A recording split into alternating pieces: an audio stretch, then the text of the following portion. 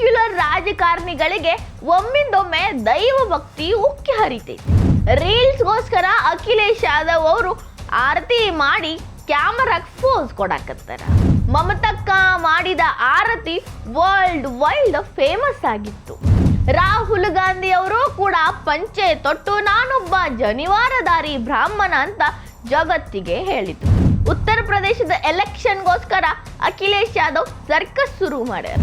ಅಧಿಕಾರದುದ್ದಕ್ಕೂ secular ಆಗಿರೋರು election time ಒಳಗ ಹಿಂದೂ ಭಕ್ತರಾಗಿ ಬದಲಾಗ್ಬಿಡ್ತಾರೆ.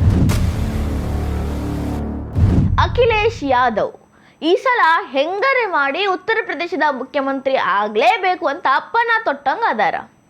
ಯೋಗಿ ಆದಿತ್ಯನಾಥ್ ಅವ್ರನ್ನ ಕೆಳಗಿಳಿಸಿ ಹಿಂದೂ ಓಟ್ಗಳಿಗೂ ಕೂಡ ಕೈ ಹಾಕಿ ಹೆಂಗಾರೆ ಮಾಡಿ ಗೆಲ್ಲಬೇಕು ಅಂತ ಯಾವ ರೀತಿ ಸರ್ಕಸ್ ಮಾಡಾಕತ್ತಾರ ಗೊತ್ತೇನ್ರಿ?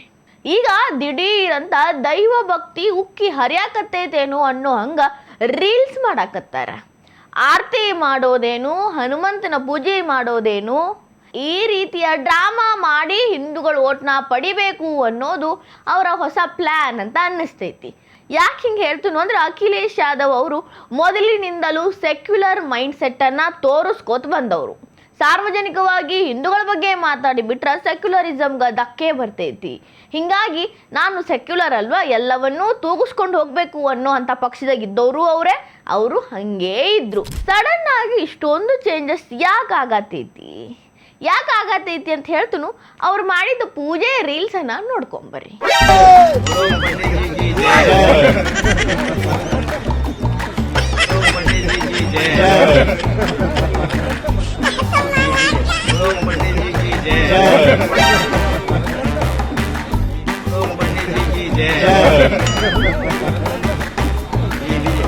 ಇದಕ್ಕ ಮುಖ್ಯ ಕಾರಣ ಪಶ್ಚಿಮ ಬಂಗಾಳದಾಗ ಸುವೇಂದು ಅಧಿಕಾರಿ ಹಿಂದೂ ಮತಗಳಿಂದ ಭರ್ಜರಿ ಜಯ ಗಳಿಸಿದ್ದು.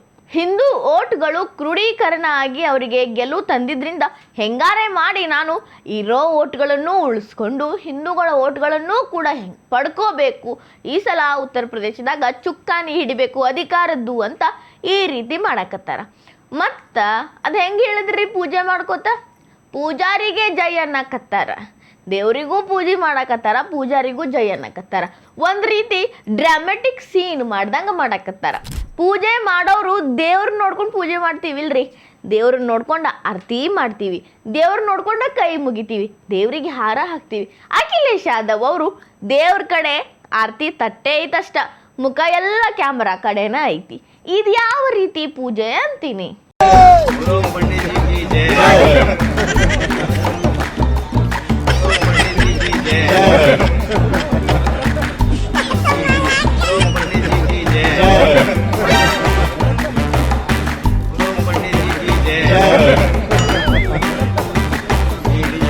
ಇದು ಯಾವ ರೀತಿ ಪೂಜೆನೂ ಅಲ್ಲ, ಇದು ರೀಲ್ಸ್ಗೋಸ್ಕರ ಮಾಡಾಕತ್ತಿರೋ ಪೂಜೆ.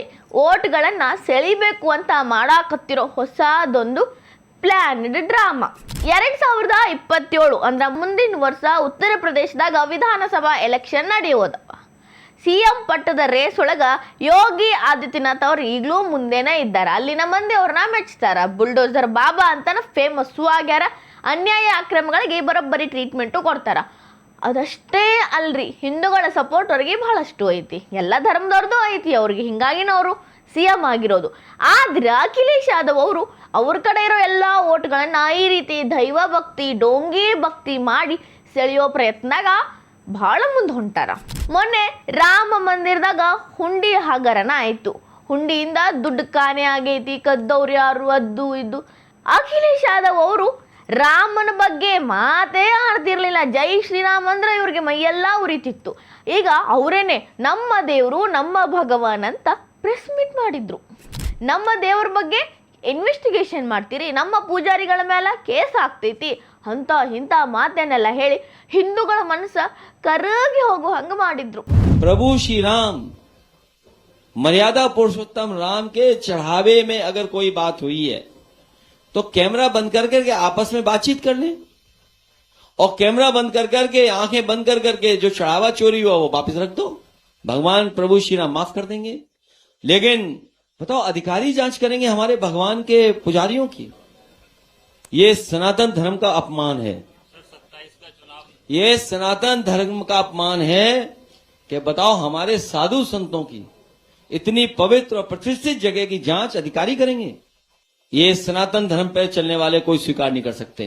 ಇಲ್ಲಿ ತನಕ ರಾಮನ ಬಗ್ಗೆ ಮಾತಾಡದೇ ಇರೋ ಸಮಾಜವಾದಿ ಪಕ್ಷದ ಅಖಿಲೇಶ್ ಯಾದವ್ ಅವರು ಸಡನ್ ಆಗಿ ರಾಮನ ಬಗ್ಗೆ ಇಷ್ಟೊಂದು ಪ್ರೀತಿ ತೋರಿಸಿ ಅದ್ರೊಳಗೂ ನಮ್ಮ ರಾಮ ಅಂತ ಹೇಳಾಕತ್ತಾರಂದ್ರ ಅರ್ಥ ಮಾಡ್ಕೋಬೇಕ್ರಿ. ನಾವೇನ ಸಣ್ಣವ್ರು ಇದ್ದೀವೇನ್ರಿ, ಇದ್ರ ಹಿಂದ ಏನಿರಬಹುದು ಅಂತ ಅರ್ಥ ಮಾಡ್ಕೊಳಕ ಬಹಳ ಜ್ಞಾನ ಏನು ಬೇಡ.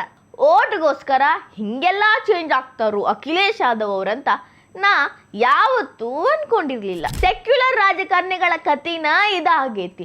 ಯಾವಾಗ್ಲೂ ಸೆಕ್ಯುಲರಿಸಮ್, ನಾನು ಸೆಕ್ಯುಲರ್, ನನ್ನ ಪಕ್ಷನೂ ಸೆಕ್ಯುಲರ್ ಅಂತಿದ್ದ ಎಲ್ಲ ಮಹಾನ್ ನಾಯಕರು ಇದನ್ನೇ ಮಾಡಿದ್ರು. ಸನ್ಮಾನ್ಯ ಶ್ರೀ ರಾಹುಲ್ ಗಾಂಧಿ ಅವರು ಇವತ್ತು ಅವ್ರ ಹುಟ್ಟದಬ್ಬ ಬೇರೆ, ಪಾಪ ಅವ್ರ ಬಗ್ಗೆ ಒಂದು ಸ್ವಲ್ಪ ಮಾತಾಡಬೇಕಲ್ರಿ.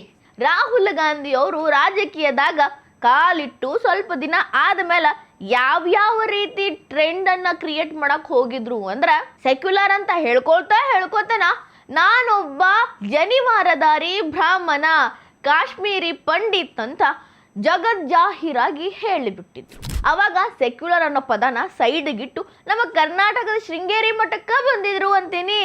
ಅದು ಯಾವ ರೀತಿ ರೀ, ಪಂಚೆ ತೊಟ್ಕೊಂಡು ಶಲ್ಯ ಹೊತ್ಕೊಂಡು ಪಂಚೆ ಹಾಕೊಂಡು ಹೆಂಗೆ ನಡೆಯೋದು ಅಂತ ಗೊತ್ತಿಲ್ಲ, ಹಿಂಗ ಹೊಂಟಿದ್ರು. ಅಷ್ಟರ ಮಟ್ಟಿಗೆ ಹಿಂದೂಗಳನ್ನ ಸೆಳೆಯೋ ಪ್ರಯತ್ನ ಮಾಡಿದ್ರು.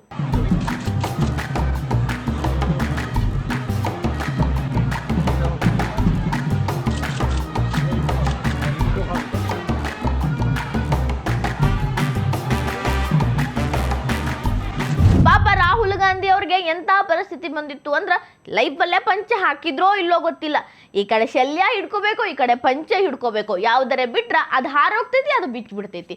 ಇಂಥ ಪರಿಸ್ಥಿತಿ ಒಳಗೆ ಹಂಗೆ ಹೋಗಿ ದೇವರಿಗೆ ದರ್ಶನ ಮಾಡುವಂಥ ಕೆಲಸ ಮಾಡಿದ್ರು. ಜಸ್ಟ್ ಬಿಕಾಸ್ ಆಫ್ ಸೆಕ್ಯುಲರ್ ಅಂದಿದ್ದು ಸಾಕಾಗೈತಿ, ಇನ್ನು ಹಿಂದೂಗಳ ಓಟನ್ನು ಕೂಡ ಸ್ವಲ್ಪ ಪಡೆಯೋನು, ನಾನು ಕೂಡ ದೈವ ಭಕ್ತ ಅಂತ ಹೇಳ್ಕೊಳ್ಳೋನು ಅನ್ನೋ ಒಂದೇ ಒಂದು ಉದ್ದೇಶ.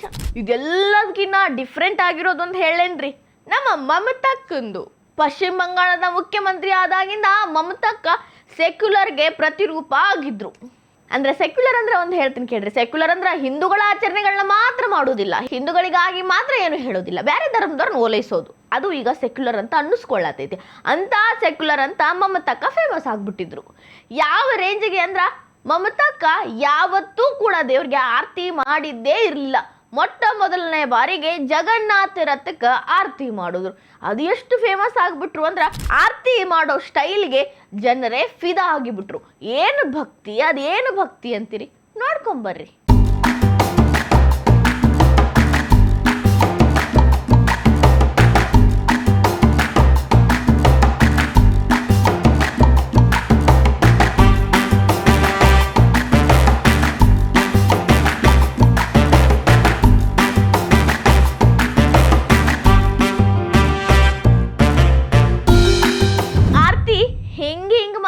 ಮುಗಿತು, ಈಗ ಆರತಿ ಬರೇ ಹಿಂಗ ಆಗ್ತೈತಿ. ಅದು ಮಮತಕ್ಕನ ಸ್ಟೈಲು.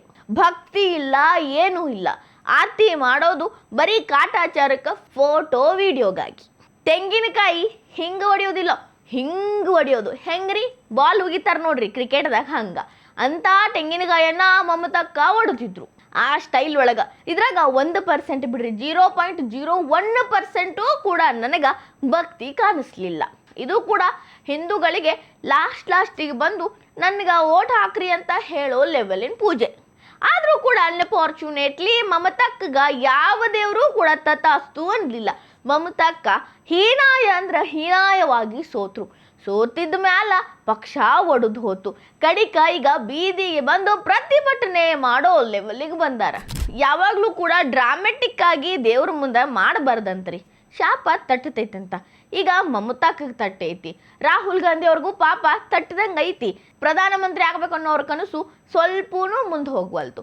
ಈಗ ಅಖಿಲೇಶ್ ಯಾದವ್ ಅವರು ಅದೇ ದಾರಿಗೆ ಬಂದಾರ, ರೀಲ್ಸ್ಗೋಸ್ಕರ ದೈವ ಭಕ್ತಿ ಮಾಡೋದು. ನೋಡೋಣ 2027ಕ್ಕೆ ಅಖಿಲೇಶ್ ಯಾದವ್ ಅವ್ರಿಗೆ ಯಾವ ದೇವ್ರ ತಥಾಸ್ತು ಅಂತೈತೋ ಅಥವಾ ಡ್ರಾಮಾ ಮಾಡಿ ರೀಲ್ಸ್ ಮಾಡಿದ್ಕ ಶಾಪ ತಟ್ಟತೈತೋ.